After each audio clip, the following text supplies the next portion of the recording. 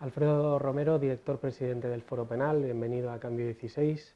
Muchísimas gracias. En primer lugar quería preguntarle, bueno, usted vive en Venezuela, en Caracas, quería preguntarle cuál es la situación allí, cuál es la situación de Venezuela en este momento. Bueno, desde el punto de vista de nuestro tema, que es el tema de violación a los derechos humanos, de persecución política, en términos cuantitativos ha venido incrementándose la persecución política, el número de detenidos, para que tengamos una idea, desde el año 2014 hasta el presente. Es importante el año 2014 porque es cuando toma, digamos, el control del poder Nicolás Maduro. Ha habido 12.007 detenciones y hemos superado las 12.000 arrestos con fines políticos. Solo este año hemos tenido la mayor cantidad de detenciones, digamos, en un año. Solo este año hubo 5.466, si no me equivoco, más de 5.400 detenciones que se produjeron, por cierto, entre abril y el presente. Solo este año llegamos a más de 800 presos políticos, digamos, personas formalmente encarceladas, no solo las arrestadas por 2 o 3 días, que inclusive han sido muchos de ellos golpeados o torturados, pero las formalmente encarceladas estamos hablando de más de 800 personas, y se llegó en un momento determinado al mayor número de presos políticos en la historia, al menos del régimen chavista, inclusive si lo podemos llamar así, después de la última dictadura, que fue de Pérez Jiménez, que fue 676 presos políticos. Hoy día tenemos 268 presos políticos. Sin embargo, no quiere decir que sea un número que se ha rebajado en cuanto al problema de los presos políticos, sino que se han encarcelado nuevas personas y se han liberado otra cantidad, y al gobierno le interesa, pues, mantener, por decirlo así, el costo político no tan alto de la represión, porque el gobierno utiliza lo que yo he denominado el efecto puerta giratoria. Mientras libera a algunos, encarcela a otros, y el efecto intimidatorio de la persecución y de la detención ha traído consecuencias importantísimas en la población. ¿Cuál es la situación de estos presos? ¿Cómo viven? Conocemos un poco, digamos, los más mediáticos, ¿no? Porque conocemos el caso de Leopoldo López, bueno, hemos conocido el caso de Leopoldo López, el de Yongo y Coechea, pero ¿cuál es la situación real de todos esos cientos de presos que me comentabas? ¿Cómo viven? ¿Se garantizan sus derechos? Lo que son dirigentes políticos solo no superan el 4% del número de presos políticos. La mayor cantidad de personas son personas que protestan, sobre todo estudiantes, jóvenes, incluso personas que emiten mensajes a través de redes sociales, personas que han, digamos, resguardado a estudiantes o a protestantes en sus casas, que después la policía llega y se los lleva. Esos son realmente la mayor cantidad de presos políticos. Hay un número importante, más de 30 militares también, que de alguna forma han tenido opiniones contrarias al gobierno y que los han encarcelado argumentando supuestos golpes de Estado o conspiraciones. La situación es cada día peor en relación con los presos políticos. Nosotros ya hemos denunciado el uso de la enfermedad, y digo el uso de la enfermedad porque hay una falta intencional de atención médica que la hemos venido denunciando, que ha traído como consecuencia afectaciones físicas a la integridad física, pues, a través de enfermedades, a presos políticos de diversa índole. Muchas personas ya saliendo liberadas, lo que le ha afectado la reclusión es bárbaro. Un caso, por ejemplo, por decirte, un caso de una liberación que se obtuvo hace más de 2 meses, el caso de Efraín Ortega. Este es una persona que estuvo 3 años y 2 meses preso en el Rodeo 2, que es una cárcel, pues, no solo peligrosa, pero bastante, bueno, no hay ninguna cárcel cómoda, pero insalubre. Ni siquiera tiene enfermería ni por la posibilidad de atención médica.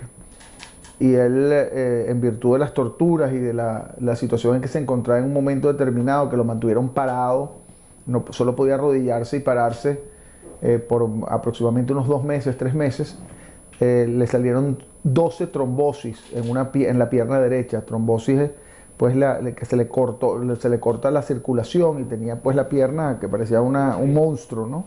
O sea, con varias venas salidas. Eso en su liberación hubo que operarlo de emergencia. También tenía cólicos nefríticos, tenía unos problemas cardíacos importantes. Y bueno, y así pasa con muchos de ellos. ¿Pero por qué? Bueno, el agua potable pues no existe en las cárceles como tal. Entonces, y si la permiten entrar, que no la permiten, pues es excepcionalmente, pero lo que toman es agua, sobre todo ahí en el Rodeo 2, como él contaba, es agua pues no potable, la verdad. La comida es mala, la situación en general es mala. Incluso Efraín Ortega es un caso que además tuvo en alguna oportunidad hepatitis B, y la afectación de la hepatitis B le trajo otras cantidades de consecuencias en una epidemia de hepatitis que hubo en una de las cárceles que estuvo también en... Las condiciones son insalubres, ¿no? En todo caso. Insalubres, la diferencia es que las condiciones en las cárceles en Venezuela son insalubres en general. ¿Cuál es la diferencia con los presos políticos? Que los presos políticos son más vigilados insólitamente que los propios presos comunes.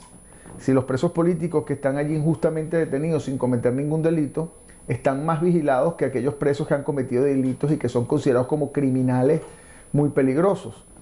Incluso a los presos políticos no les permiten las visitas regulares de cualquier preso. Para ser visitado por un amigo, por decirte, eso no es posible. Tú tienes que estar en una lista que se limita regularmente a tus familiares y a un número limitado de personas en días específicos. Pero además de eso, la atención médica no se le brinda de manera adecuada y en virtud de que son presos políticos, hemos observado en situaciones que incluso se le niega a los tribunales o en las cárceles esa atención, y por eso que lo hemos denunciado como un esquema intencional de afectarlos más allá de la simple o de la reclusión, que ya de por sí es bastante. Pareciera que la reclusión del preso político no es suficiente para el régimen a los efectos de crear el efecto intimidatorio que quieren crear. Entonces, pues buscan, y así lo hemos visto, pareciera la enfermedad como un método de que se sientan todavía peor y que eso tenga repito, un efecto intimidatorio hacia la población que protesta o que disiente y que no quiere que lo metan preso y lo traten de...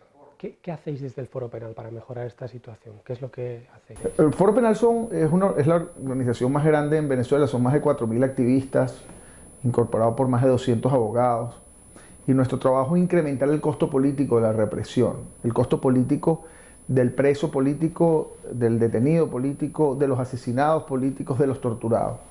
Nosotros tenemos todo un sistema de evaluación de cada caso, inclusive hasta numérico, de cómo incrementar el costo político a través de acciones específicas.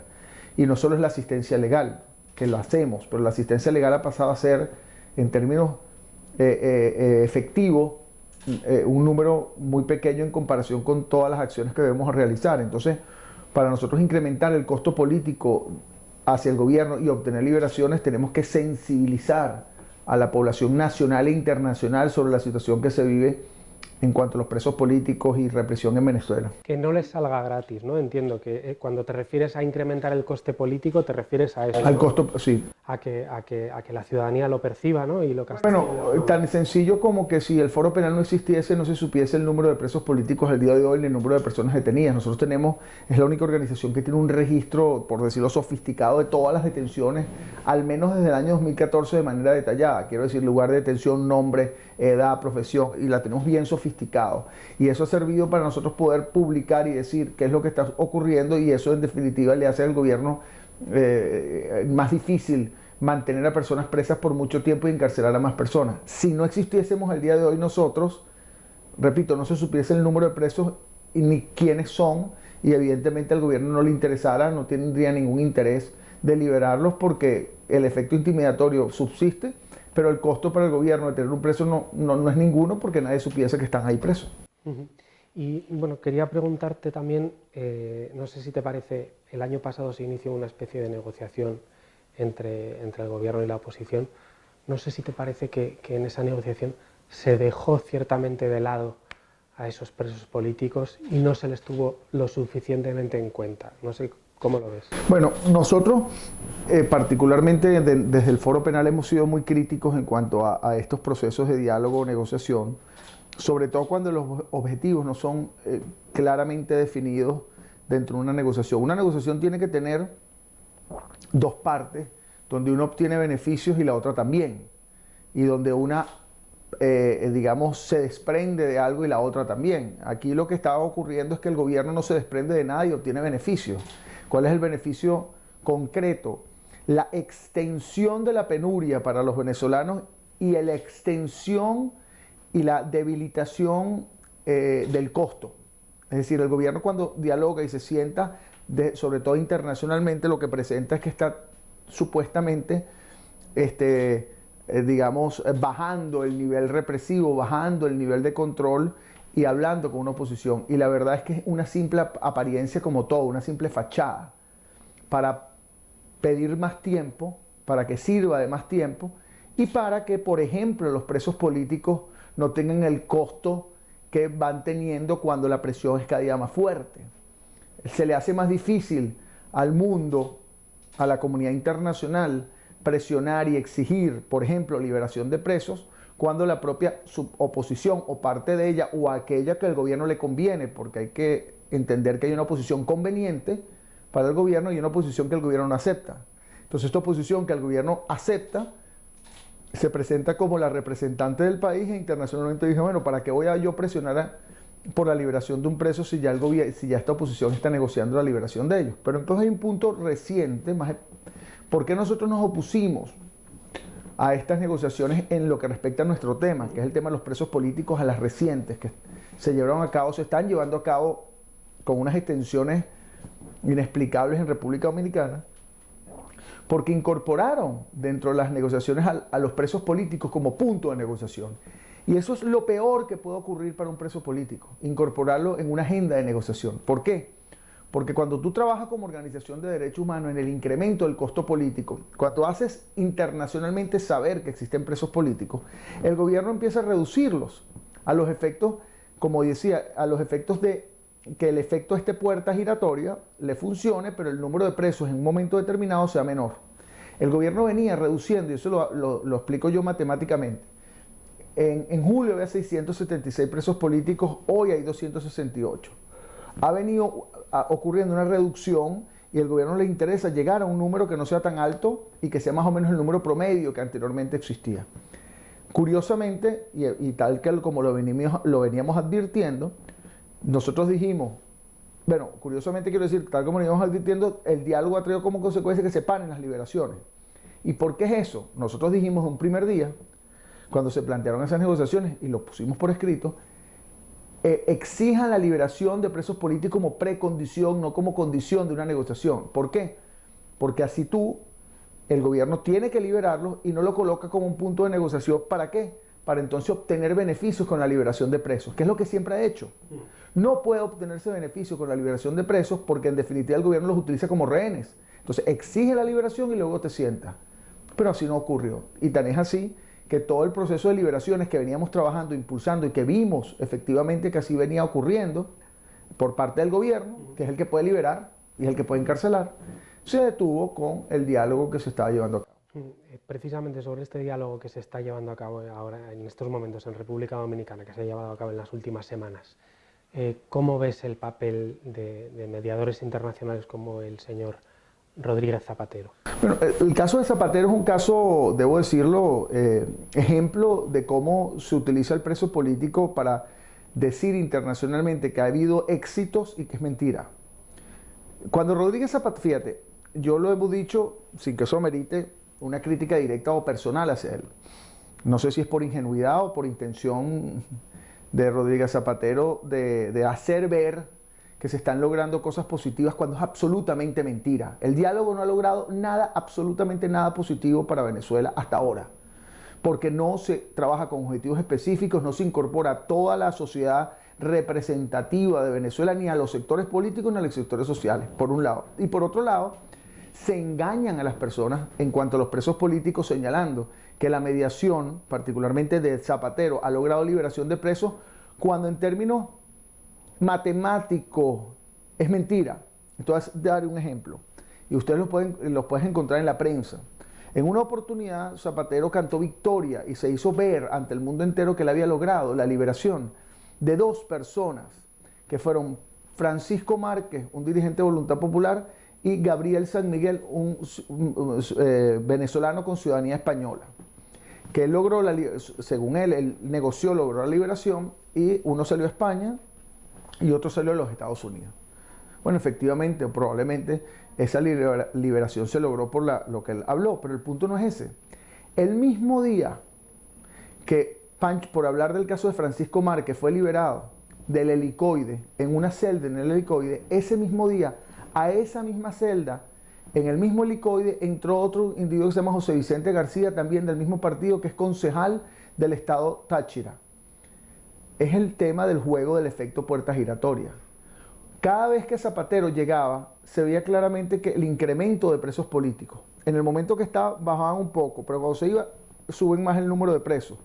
Y lo vas a ver numéricamente. Si acaso la mediación de Zapatero hubiese logrado algo, desde el momento que llegó en el año 2016-2015, que habían un promedio de 100 mensuales, hubiese rebajado a por lo menos 40, 50, o el número que quisiera. No.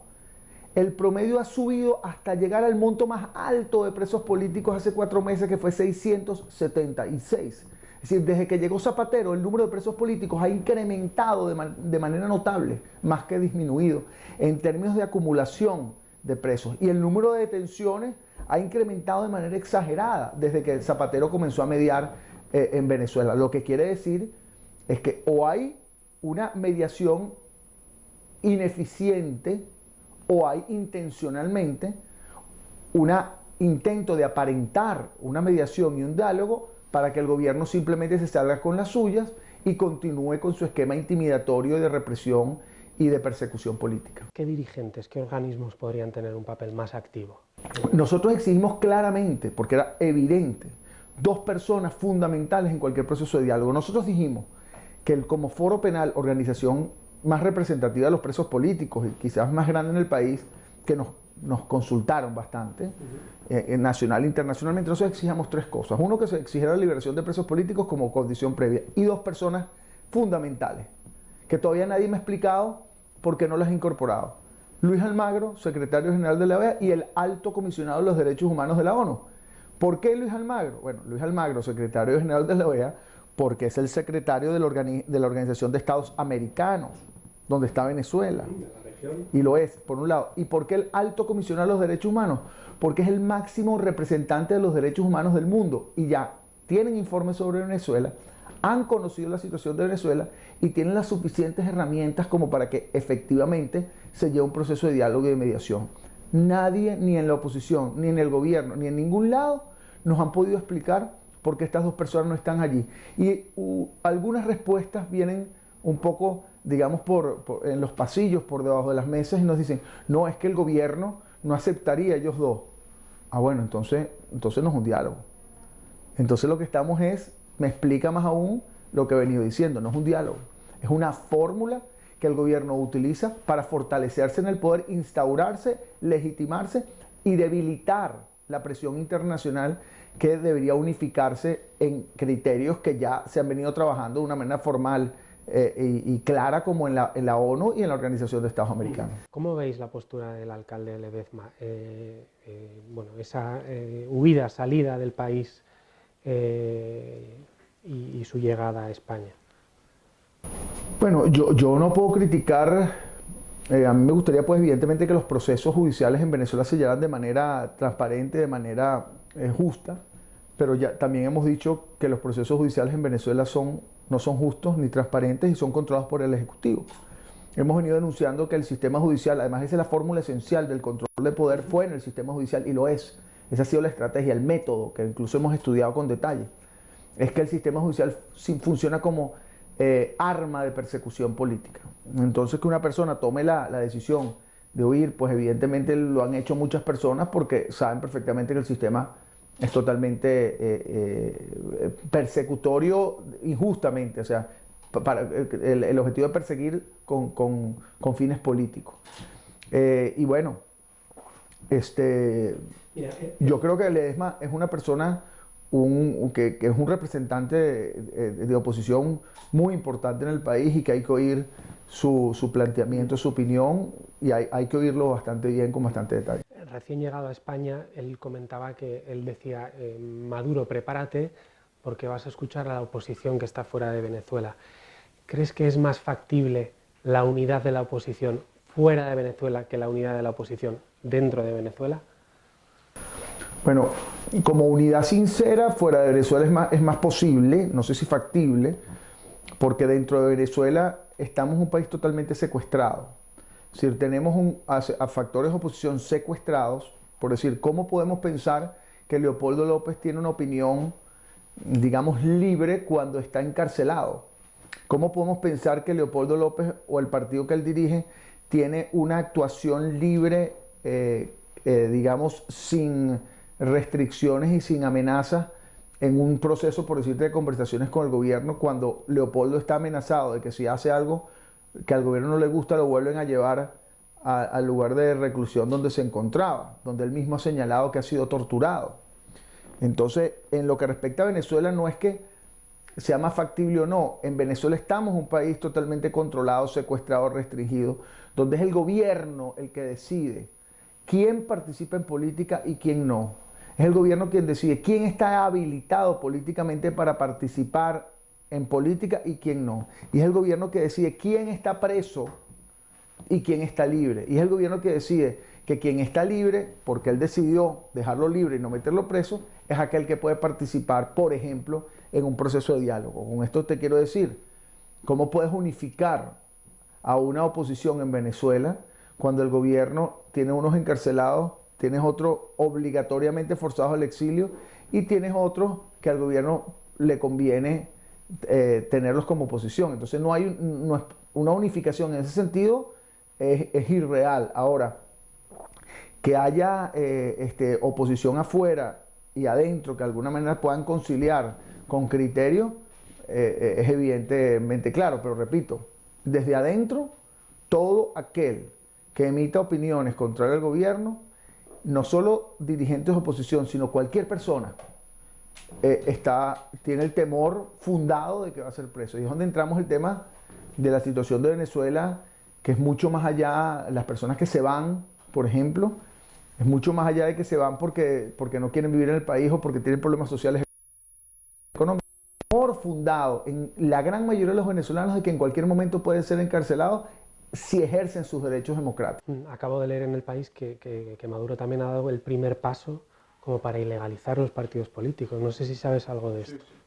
Bueno, la Asamblea Nacional Constituyente ya estableció que los partidos que no participaron en las elecciones municipales están invalidados y tienen que proceder nuevamente a un proceso de validación. Bueno, eso explica claramente qué diálogo es ese que se está llevando a cabo cuando el gobierno, más que otorgar, digamos, algunas concesiones a la oposición, lo que hace es restringirla cada vez más. Y eso es parte de eso. El gobierno lo que hace es llenar su botín, digamos, de herramientas para poder presionar más en cualquier situación. Entonces ahora el diálogo, imagínate tú, antes el diálogo era para obtener habilitaciones y posibilidades de elecciones. Ahora entonces el gobierno se abroga, por decirlo, o asume otro control de otra situación, pero entonces supongo que entonces en el diálogo absurdamente entonces también se va a proponer que validen a los partidos cuando el gobierno los invalidó. Entonces que el gobierno constantemente lo que hace es llenarse sus manos de fichas para poder negociar. Presos políticos es una ficha de negociación. Habilitaciones políticas o inhabilitaciones son fichas para negociar, es decir, que habiliten a los dirigentes para participar. Validación de partido es ficha de negociación. El aportar medicinas o abrir la posibilidad humanitaria para que el país salga de la crisis humanitaria que vive es ficha de negociación. Los exiliados que puedan regresar de afuera son ficha de negociación. Sí, todo, inclusive la posibilidad de aportarle recursos a las alcaldías o gobernaciones de oposición, es una ficha de negociación. Hoy día, alcaldes que tenían el control de oposición de municipios están fuera del país. Entonces, para que regresen, también implica fichas de negociación. Que la Asamblea Nacional legítima, elegida por el pueblo, para que tenga poder y el gobierno lo acepte, entonces también es ficha de negociación. El gobierno se llena de fichas constantemente más, nunca suelta ninguna, nunca aporta nada, se llena de fichas para controlar y para que poder siempre tener una posición de poder suprema por encima de cualquier factor de oposición. En último lugar, bueno, hemos visto todo el escenario, ¿no?, que hay en estos momentos en Venezuela. No sé si hay alguna razón para la esperanza y cuál sería, dónde el pueblo venezolano, a qué se puede agarrar, bueno, tanto los que viven fuera como los que viven dentro. Bueno, yo creo que los pueblos son los que hacen los cambios, es decir, el pueblo venezolano tiene que mantenerse, digamos, con la suficiente certeza de que, por ejemplo, que lo que están haciendo es lo correcto en cuanto a exigir libertades y democracia. La organización que yo represento siempre lo digo, y ahí estamos, pues trabajando constantemente en precisamente promover las libertades, promover el respeto a los derechos humanos y promover la justicia. Afuera, Foro Penal, por cierto, está constituyendo capítulos, aprovechando lo lamentable que es el exilio de los venezolanos, aprovechando ese capital humano para precisamente difundir información y fortalecer la solidaridad que debe existir con el pueblo venezolano, tanto el pueblo de afuera como el pueblo de adentro. Es difícil hablar de situaciones y de salidas concretas y es difícil hablar de esperanza cuando tenemos un país frustrado y desesperanzado. Pero como siempre lo he dicho, pues la única forma de combatir la decepción es pararte del sofá, pararte de la cama y trabajar por las libertades de otros, por las libertades propias. Ahora bien, la comunidad internacional es esencial dentro de esta situación, porque cuando hablamos de violaciones a los derechos humanos, que es una situación, digamos, de crisis que vivimos en Venezuela, violaciones críticas a los derechos humanos, hablamos pues del concepto de los derechos universales, de la jurisdicción universal que existe para la defensa de los derechos humanos y para el respeto. Y ahí la comunidad internacional debe trabajar conjuntamente en ese apoyo y en esa presión para que efectivamente por lo menos haya un respeto y una disminución de ese esquema represivo sistemático que existe en Venezuela. Oye, pues muchísimas gracias. Gracias a ti. Esto es lo que tenía que hacer. Vale.